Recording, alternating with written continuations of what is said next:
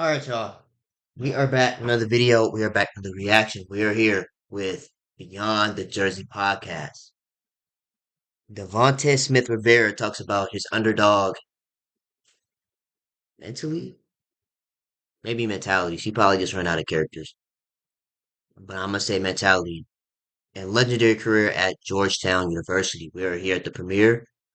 Shout out to Dominique Darius. This is her podcast. Uh, this is the premiere. I did see a little bit of it, the new studio. Um, with that being said, let's get into it. If I'm See how many views she got now. Let's see. if I'm able to elevate you, you elevate me, and the room is in a 55? Oh, yeah.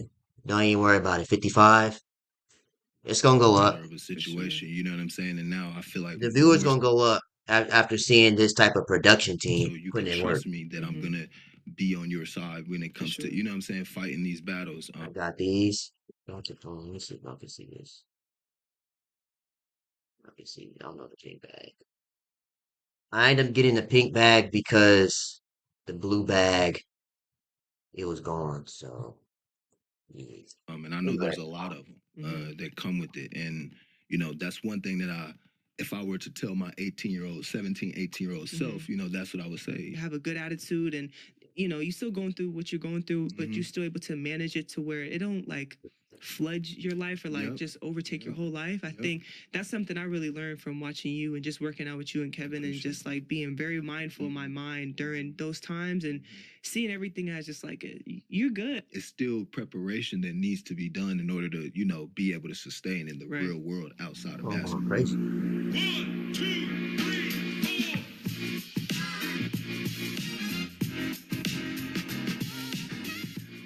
What's up, you guys? Welcome to Beyond the Jersey, Episode 7. I have a special guest, Devontae, DSR, you can call him as well. Okay, so we locked a new character, DSR. Every episode, Devontae Smith I always Rivera. read out the accolades so they can know who I'm talking to. You know, So they got to give them a little rundown of who I'm talking to. So your freshman year at Georgetown, you were Big East All-Rookie selection, which is impressive anywhere, especially in the Big East for the men. Sophomore year, you started 32 out of 33 games and led the team with 17 points per game, which ranked third in the Big East Conference. It's pretty nice. The following year, you were named Big East Preseason Player of the Year, and then you scored 29 points in three times and reached 1,000 points. And now you finished 18th in scoring at Georgetown. Everybody, give a warm welcome to DSR Devontae. Appreciate you. Thank you for coming on. I ain't gonna lie, if I'm ever on a podcast and they find information about me, they might be Secret Services. No, appreciate you. So it's gonna be really hard to find information about me. Because if you do, you did some research. I work with DSR. He worked me out and train. I kind of want to like. Cause I do got accolades too, but you're not gonna find them on Google. Start out with my first impression before I get into questions, because I was gonna leave that to the end, but I think I'll move that to the beginning. Right. I remember first workout, me, you, and Kevin were there. Kevin was always like, "You gotta meet my boy Devontae DSR. He know what's up." I'm like, "Okay, cool." He's like, "He gonna be in town like week or so." I'm like, "Okay, cool." Yeah. So I remember I'm always skeptical of people because I'm like, you gotta know, they know what they're talking about. You gotta fill them out. So I remember when you came to the gym and like you just brought all this energy. Yeah. And I remember like you was like celebrating all my shots and just giving me game and nitpicking my craft and I think. I really wanted to get you on the podcast because not just obviously your accolades, but just the person that you've been in my life, even since it's been a short amount of time. Yeah. And that you and Kevin have been immense. Like, for me, like, you guys have helped me in ways that y'all don't even know that I don't even tell y'all all the time. Don't make me cry. And, no, not too much. Just appreciate you being on. And we just want to start off with that just so they know, like, who you are as a person, for sure. One, I appreciate you having me. You know, and it's been a pleasure to work with you as well. I do know, when we first met, Kevin was telling me about you, and, I'm one of those people that, I've experienced your space, you know what I mean? And I think you're super talented and, really gifted. I think you're even more. I didn't mean to cut him off, but this studio, it's a good studio. A special person. She said she did an interview for the studio. I realized that, a couple of vlogs ago. throughout our workouts, Or your what production team? mentality, and we kind of got on the same plane. That's Just right here. you're a Salute. workhorse. You know what I mean? And I was like that as an athlete as well, and obviously that's common ground for us. But yeah, it was definitely a pleasure meeting you as well, and the future's bright for us. And Appreciate you. and Yeah, we're gonna keep it rolling. Tight. Only up from here. Only up from here. Of course. All right. So the first question we got. So you were named Big East All Rookie your first year. What was the biggest challenge you faced transitioning to college basketball? Well, coming out of high school, I was dealing with a lot of injuries and stuff too. So I would say the main thing was health. I didn't think there was anything talent-wise, skill-wise, or anything that I couldn't do as far as playing on that level. But I was. Hold on, who is District 23? That's their production team? Oh yeah, the minute just gonna be some ads. Them, Health, prize picks, underdog. diet, nutrition, all that good stuff. And then, It's coming pretty once I soon. got there, Watch. like any freshman, it takes a few games to kind of fill it out and, know your spots or kind of pick out what it is that you want to, get done. So, but it was a pretty, pretty easy transition. I went to Oak Hill Academy my senior year as well. So that, definitely helped me prepare, and condition myself to be ready for a college season for sure. How was that being at Oak Hill? Like, I know it's the middle of nowhere. Yeah, boring. I mean, it's in Really? So if that was boring, I wonder how schools like Montverde and IMG are, because I know a lot of people went to Oak Hill. KD, Carmelo, Brandon Jennings, I think Cam Thomas. They all went to Oak Hill. So I wonder what other prep schools are like. in Virginia, which obviously that sounds crazy because it's in the middle of nowhere, literally. So all we did was train, work out, and then hit the road during the year, which was like a college season basically. But yeah, it was great. Shout out to Coach Smith. We had a great team. Jordan Adams, one of my really good teammates. He's a UCLA guy. But yeah, it was a great time. Going into your freshman year, like you said, it was a lot of injuries and things like that for you, more so than skill-wise, mentally. How did you come in college with confidence? Like, was there anybody between from the beginning you stepped on campus to towards the end of your freshman year that gave you that confidence or played a major role in building you up? Because I mean, everybody knows, or not everybody, but people that play college ball or just have been through basketball, like especially when you transition to a new space, it's a lot of highs and lows. So was there someone in your circle, in your space that really held you down or just gave you the confidence that you needed? I would say held me down. I would say my family. My family's always been a big, big help for me. Just navigating life in general. My parents are wonderful people, and I got two younger brothers who are great, athletes and just great people as well. So my support system was always there as far as my family. As far as when it came to basketball, it was really tough at first. I would say more so mentally, just to when you have injuries and things, they kind of prolong, or they just kind of when you're young like that, you just want to get back out there. And a lot of times I was just like, let me get back out there. And I was so talented and so good that I was like, man, I could push through this. I could push through this. And I always, figured a way, you know what I mean? But at the same time, it was great, man. It was just a great experience. Got to grow through a lot of things and learn. And now, I could give that back to my younger brothers, family, all that stuff. So yeah, it was great. I want you to kind of take us through, especially your first year transition. Was there a moment where your confidence was a little shaky? I know for me, especially when I got into college, I was just oh, there's a lot that I'm not the best at, and I mean, you came in and obviously with the all rookie team, you obviously did your thing, but was there at any point during that season where your confidence was a little shaken, or any obstacle that you really faced that you had to overcome, and how did you get past that? Yeah, I would say I had a few obstacles early on. I would say one, I came off the bench as a freshman, and when you're a 4-star, 5-star recruit, you don't. It kind of set you back a little bit. Like, dang, I'm not a starter. I'm a 4.5, 5-star McDonald's All American. I'm not starting, but stuff like that, it humbles you though. Ever really think about coming off the bench. And so practice would be crazy because I'm one of those people that I take those types of things personal. And so anytime we would get live in any drills or any 5-on-5, I would just destroy dudes, you know what I'm saying? And I eventually, it got to the point where I'm one of those I'm just gonna keep doing it. And then I think my confidence came from there were other coaches and stuff were like, hey, you know, don't take those shots. We played in the Princeton, super slow offense. If you've ever seen it, right, you know it's pass, cut, screen, this and that, right? And I'm a gunner, so you know when you play like that, it's kind of tough. And a lot of the coaches were like, hey, you know, that's a tough shot. And I'm like, well, you know, I'm here at 6 a.m. every day. I come to practice an hour early. I make sure I'm getting all the reps. So when you see me make it so many times, you know, it's nothing you can say. So I think that's where my confidence came from. I was a workhorse. I want to kind of pause right there because I think that's not a lot of people's response when a coach say, "Oh, that's a bad shot," or you know, you coming off the bench. Where in your childhood or growing up did you learn how to hear criticism but not take on the negativity or maybe take on the tone of what's being said to you? Yeah. Also being coachable, but at the same time not just confining to a box. Like where did you learn that at? Because a lot of players struggle with that. I learned that from a few different places. I would say the main two were my uncle. You know, his name's Kevin Gant. He's a head coach at my former high school back in Indianapolis at North Central High School. Now he coaches my younger brother, Poppy. But it comes from him. He was like 3 or 4 years older than me, and when we would play one-on-one, he just, you know, he always beat me. He was just smarter, a little bit sharper. And eventually I got bigger than him. He used to bully me a lot, and I didn't like that. You know, I just didn't like it. And I just remember over time, you know, I just was like, you know, one day I'm gonna beat you for sure. You know, and it No, was I'd be like, like that, especially when you're the younger brother.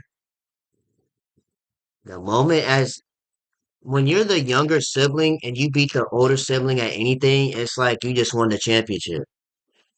It's like you're on top of the got to world. that size, and I remember we got I'm so with you. many fights because I would almost beat him. But I got game point. I almost beat him. So my I uncle mean, Kevin Gant, and then I would say my mother was definitely the big disciplinary, just in our family in general. But she was the one who always was like, I'm very genuine and very, you know, nice as a person.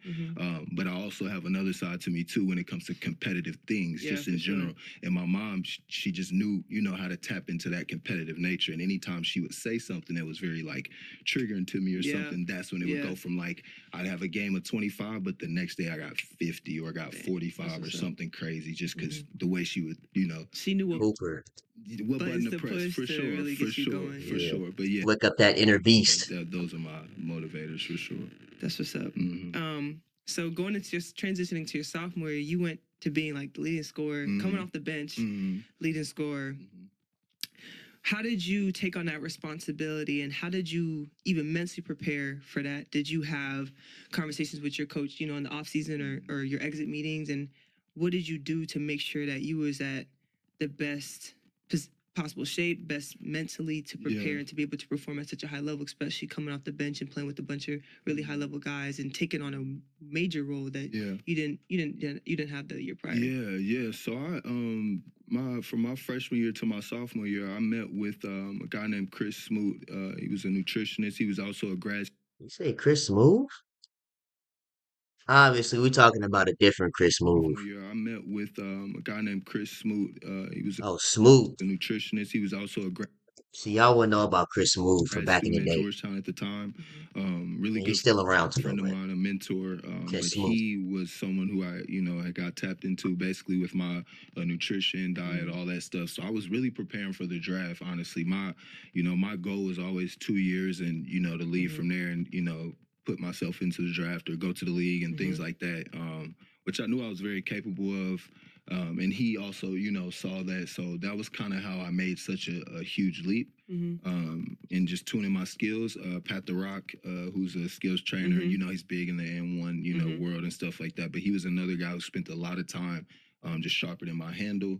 With my creativity, just with the game and stuff like that. So it was really good to have both of them. And then, you know, in that time frame, I went to CP camp, LeBron's camp, like all that stuff too. So I learned a lot, you know, just Really? from some of those spaces and seeing how they operate and seeing how they work and stuff. And you know, it was pretty cool of a transition to see those things kind of come to fruition. So yeah, it was great. Oh, Is there any like mental preparation you did?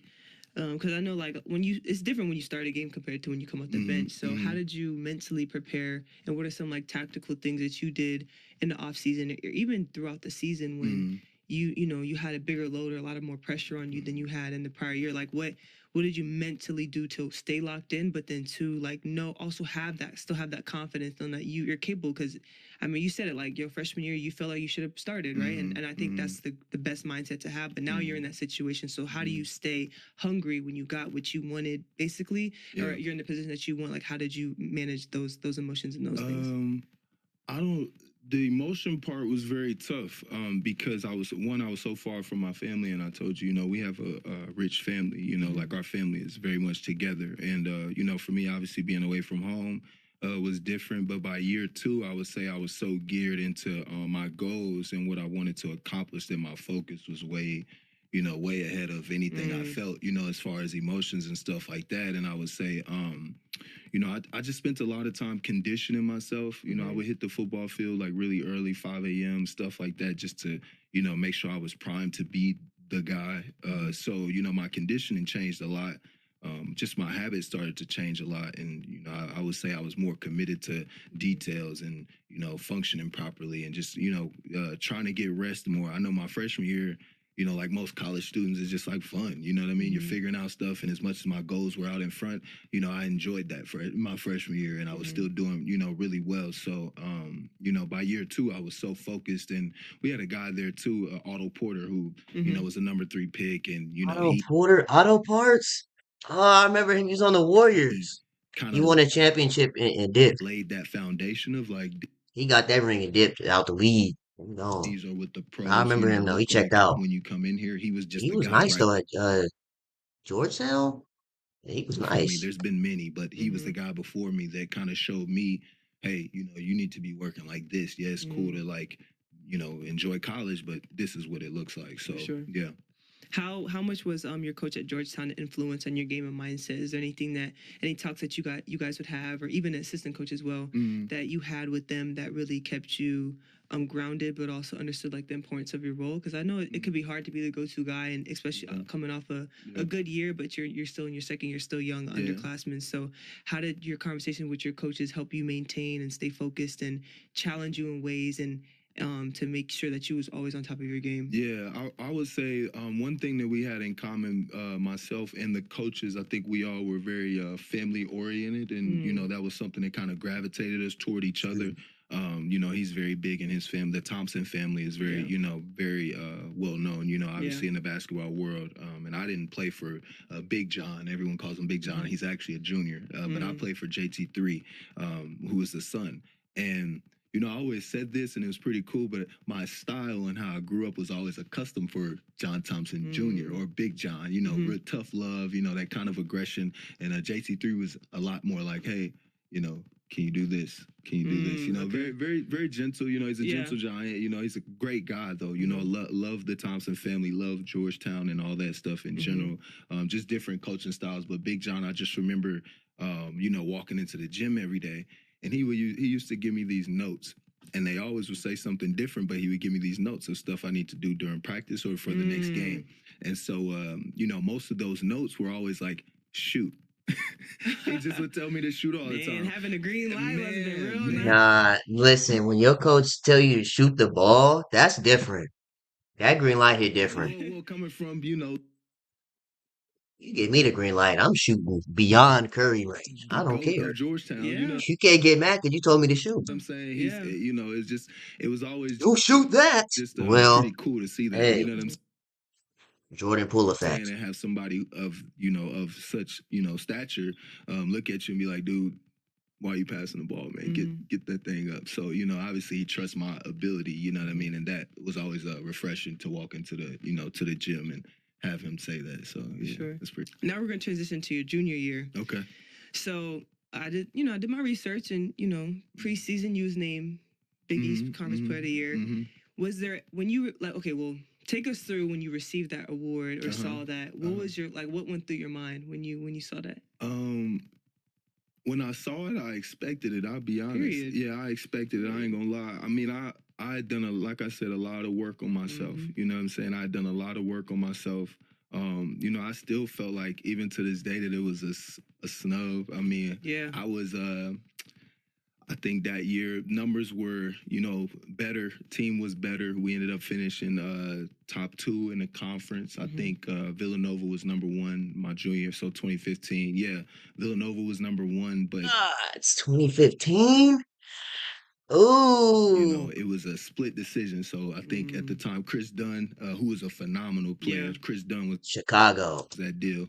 Um, Chicago, Minnesota. but they gave Yeah. co-MVPs and they gave it to Chris Dunn, who I think either outright should have had it or I should have outright, had it, or we should have shared it. He was like a 6 or an 8, like at the bottom of the conference. Yeah. And we were top of the food chain, you know what I'm saying? And usually you reward winning, to a degree, but that can change depending on personnel, who it is, things like that, right? So it's a different game, but the guy that he shared it with at the time, I'm like, I clear him in all categories. So but yeah, that's it is what it is. But that was a great time though, and yeah, I definitely felt like it was amazing, to be honored like that, and for them to see my talent like that for sure.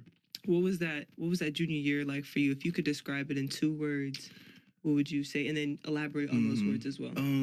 I would say in 2 words, the first one would be exciting.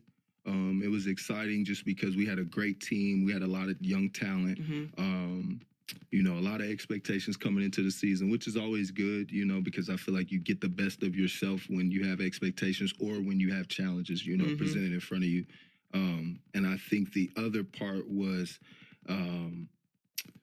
tough, just tough because I was at a point where, I was being asked to play a certain way and like transition to different things. So, and it wasn't hard, being a point guard or being a 2, like I feel like I'm a basketball player at the end of the day, so I can interchange between those. But, again, when you're, specific in how you want someone to play, that changes things, because then you start to focus on that more. So it was good though. All in all, it was great.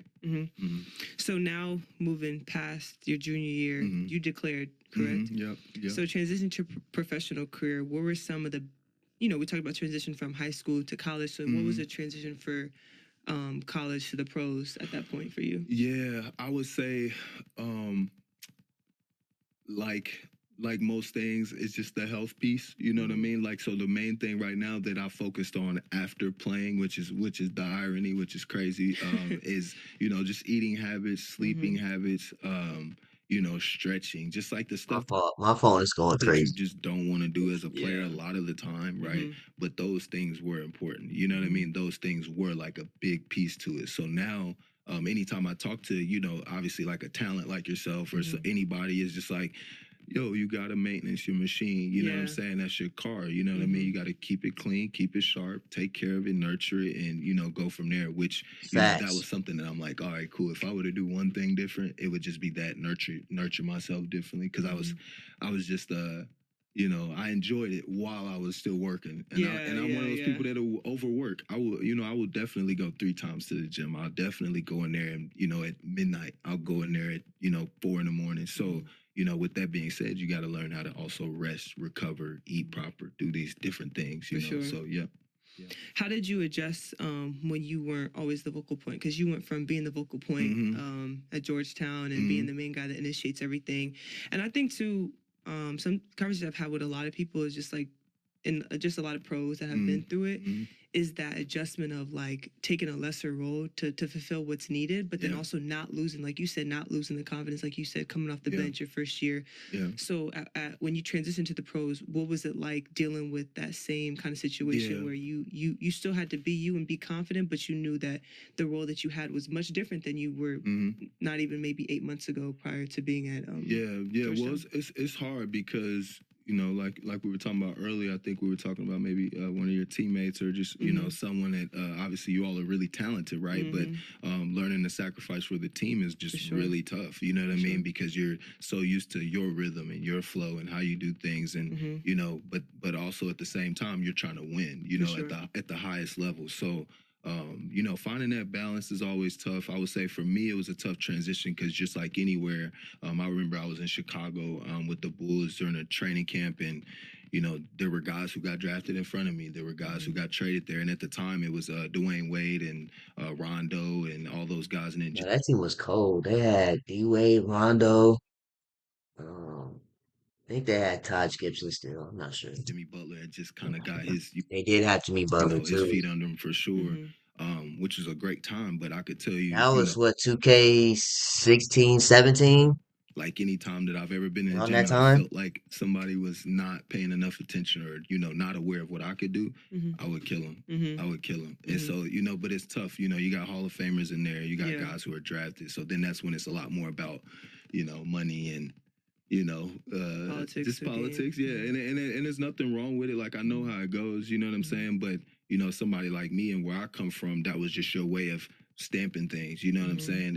And me and my friends used to joke about this, when and my boy Kevin Speezy, but we were talking about this, and it's just one of those things where you go in a room and everybody's supposed to be this and supposed to be that, and this guy's ranked and this person's this, and you say, all right, well, if he's number one, what am I? Right. You know what I'm saying? Exactly. Because if I'm taking it right to him and I'm delivering every time, what does that make me? And I think it can be a great They always say zero becomes no. They always say zero comes before one. approach, but it also can be, So seen as like being a I bit of mean, if you want to say he's number one, then I must be zero because zero comes before one. an asshole. Excuse my language. You know what I That's mean? how I look at it. Arrogant, you know what I'm saying? All that stuff. So, that was just my way of handling things, though. Always to show and prove. So how did you how did you deal with that? Because I think a lot of times the hardest things are when things are you can't control them. Like it's easy, okay, you can't shoot, okay, just put a bunch of shots, work on your shot. Your handle's not tight, okay, work on your handle, or your IQ, okay, watch film. How do you deal with things when, or how do you manage things when they're so out of your control? Like what did you do to keep yourself sane, but then also like what advice would you give to someone that is dealing through the situation? They just it's out of their control. There's politics, money's involved, all that, and that's part of the game. But like as a person that's going through it, when you're going through, you don't feel like it's fair. Like you don't feel like it's fair. So how did you mentally handle that and process all those things? I tell you what I think I've done over time, and I think I've gotten better at this, is giving that energy off. So remember earlier you were talking about the first time you met me and when I came in the gym and how my energy was and this and that, right? I understand, before the workouts even start, before you even get into, and you guys were, just hitting the season, right? And so for me, you gotta be thinking about the next chance that you get all the time, right? Whether it's playing 20 minutes, 30 minutes, whatever. And, I think that for me, I would say one of my biggest goals, when I am training or whenever I am in the gym or around people in general, is to elevate them at all costs. And so if I'm able to elevate you, you elevate me, and the room is in a lot better of a situation. You know what I'm saying? And now The environment is better. The aura in the room is better. feel like That's how you win more so you games. can trust me that I'm gonna be on your side when it comes to, what I'm saying, fighting these battles. Right. And I know there's a lot of them that come with it. And, that's one thing that if I were to tell my 18-year-old, 17, 18-year-old self, that's what I would say. Yeah, elevate the room. Always elevate the room, because I feel like Teams really need that though. A lot of teams, because I know coaches, they look at, okay, I need a shooter, I need bigs. But every team, or defenders, whatever, every team needs that guy to uplift everybody in the locker room, especially if it's a big win or a tough loss.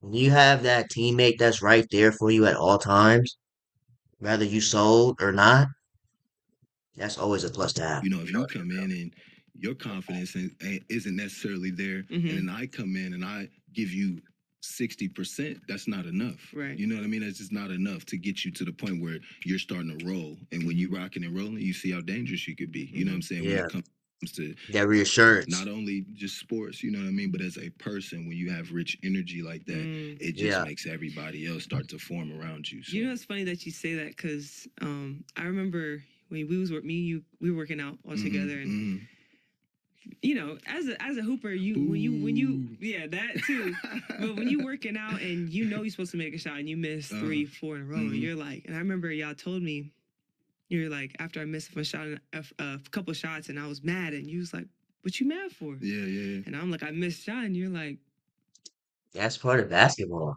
See, what I tell myself is, and I know this is highly unlikely, like impossible, but you got to think I could miss 999 shots in a row, but shot 1000 is going to go in. I could fail 999 times straight, but I'm not gonna fail on this on the thousandth time.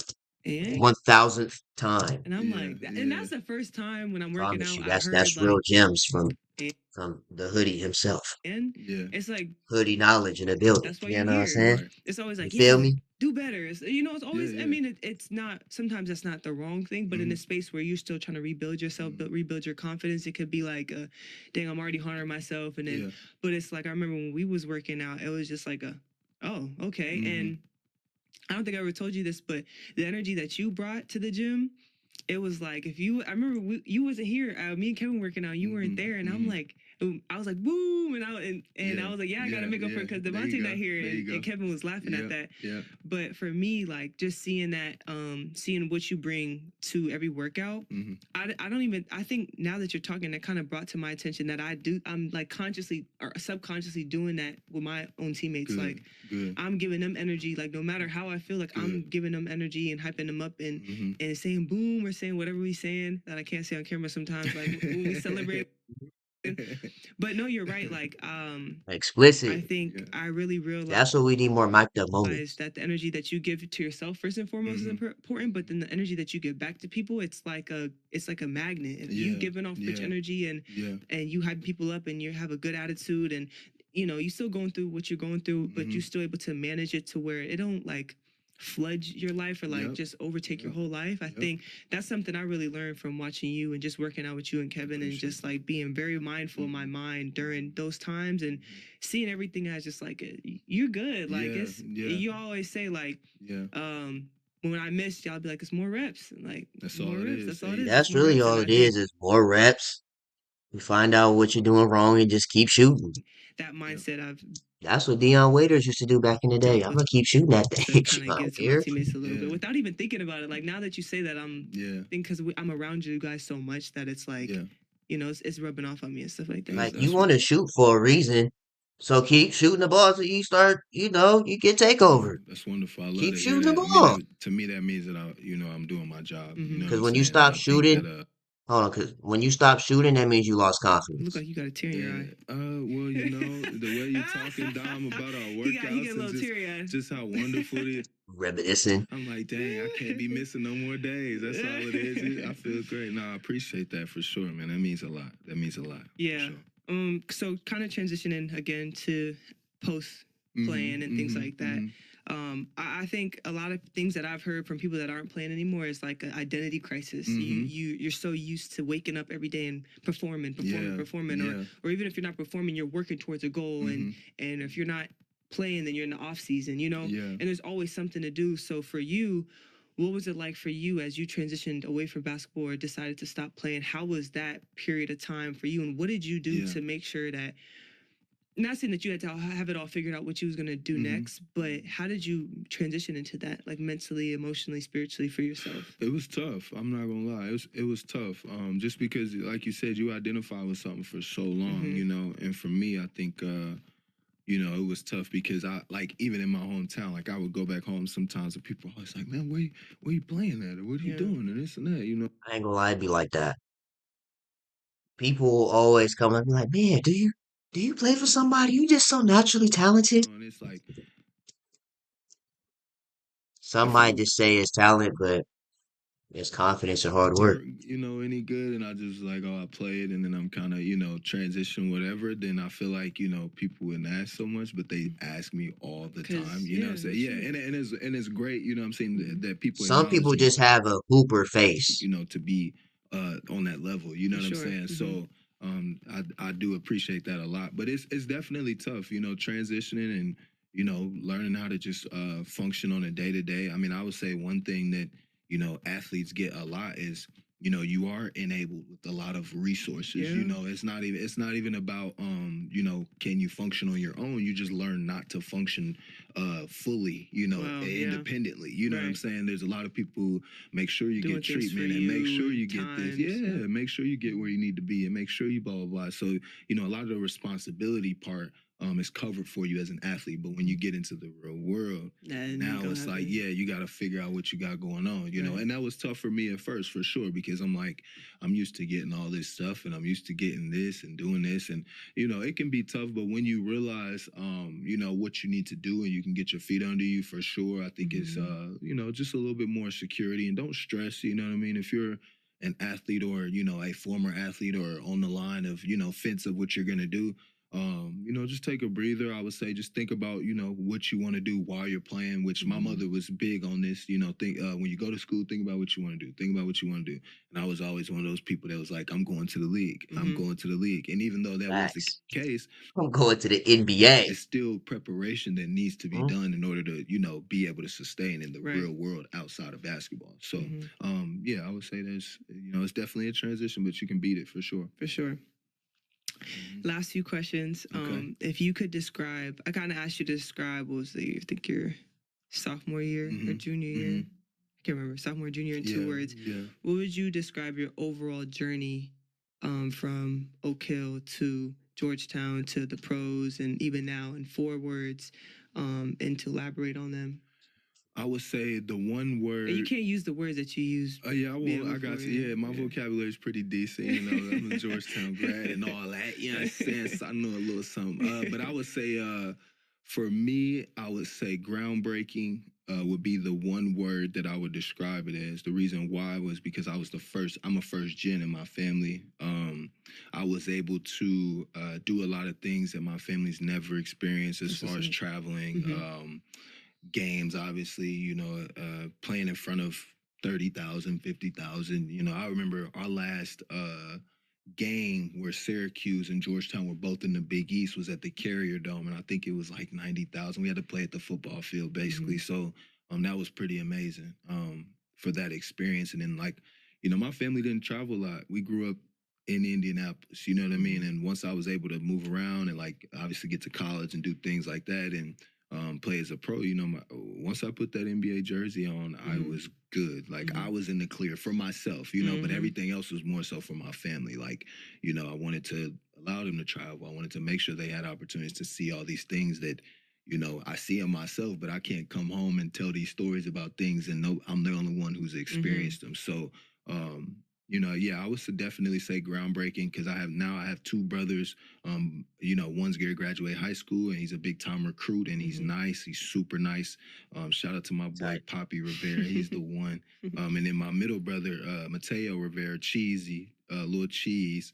That's my dog too. He graduated. You know, he's a top 5 in assist at his school. He went to Southern Indiana, went to the tournament, Final Four, did all that on the Division II level. And you know, my foundation was always my family, you know, just special people. And I was, you know, glad that we was able to keep that together because a lot of families aren't like that. So, you know, like I said, I would say groundbreaking is the word, no question. For sure, that's what's up. Hell yeah.